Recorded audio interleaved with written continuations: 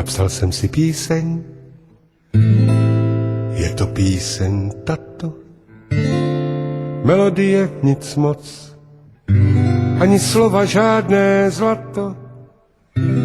Napsal jsem ji jen tak, z radosti a štěstí, že už zase mohu, nikdo nehrozí mi pěstí. Píšu, co chci, co se mi chce, co mé srdce žádá. A pan kritik, hudební znalec, z toho strádá. Já ho chápu, já mu rozumím, já jinak písně skládat neumím. Možná, že umím, ale nechci. Možná jsem propadl v poslední lekci, propadl pozlátku peněz a slávy. Jenže co s tím, když mě to tak baví? Milý pane, promiňte, že hraju, já se kaju. Promiňte všichni, domácí i cizí, já už mizím, zvolna mizím.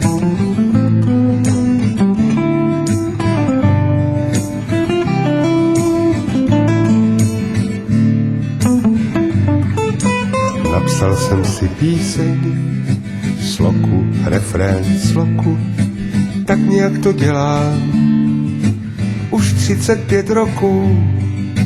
Celé dlouhé roky v levné masce barda hraju si a zpívám a bavím se jak malý Jarda. Hraju, co chci, co se mi chce, co mé srdce žádá. A pan kritik, hudební znalec, z toho strádá.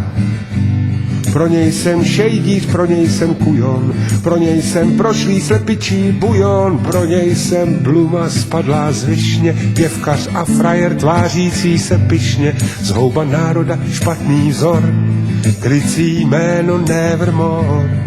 Promiňte všichni, že ještě hraju, já se kaju. Promiňte všichni, domácí i cizí, já už mizím, pomalu mizím.